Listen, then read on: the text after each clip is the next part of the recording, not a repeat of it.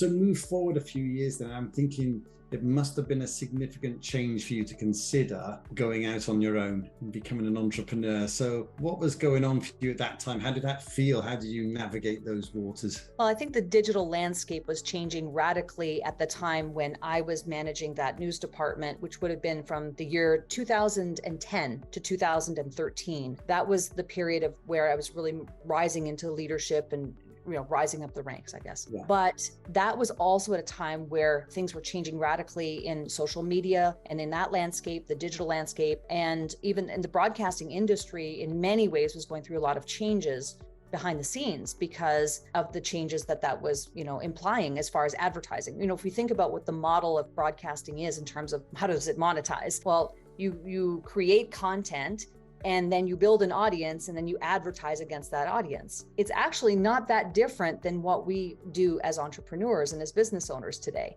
We are charged, and my belief is that we have to think of ourselves as mini media companies, in that we are charged to create content and build an audience. And I think there are other ways besides audience building, and we'll get to that later, to be able to, pull in, say, advertising.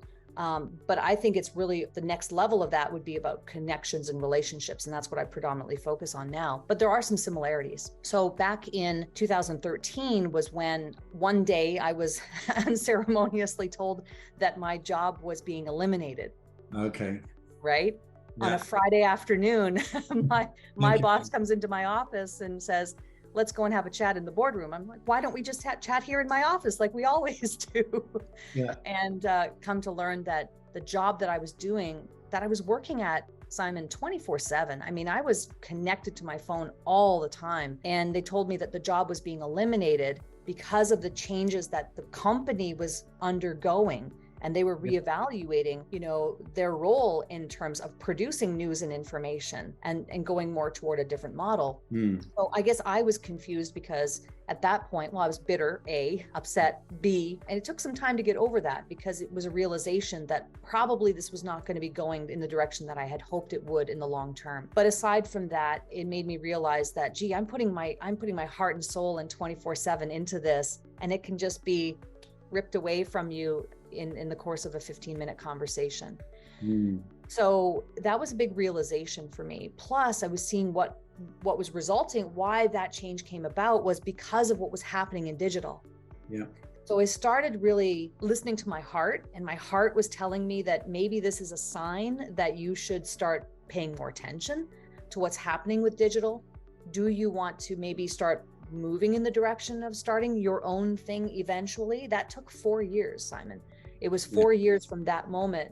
It took 4 years for me to learn enough and feel confident enough to leave that position to start my own thing. So I didn't start my company until 2017.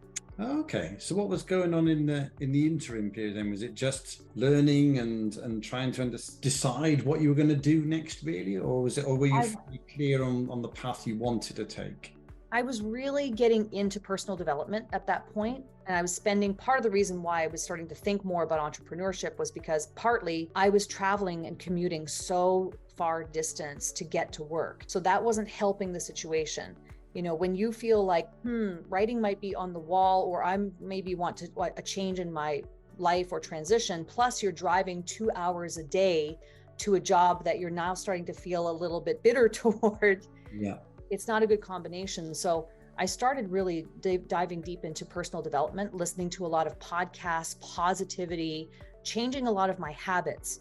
So rather than driving to work and hearing cyclical, repetitive, negative, 24/7, news that wasn't really going to enhance my life, I decided to listen to audiobooks and CDs at that time, CDs, right? And so it just changed my habits, listening to more positive affirmations and that, learning, frankly, about marketing, traveling to conferences all over North America, spending my own time and money and vacation time away from my family in some cases, right? To be able to go to these conferences and learn what I had to learn, investing in programs to learn what I had to learn and to fortify myself for the eventual transition. I know that I call it the mobile university.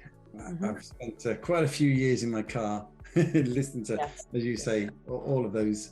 I mean, what was interesting about what happened for you then, and quite a lot of, so I do a reasonable amount of coaching for people who are in career transition.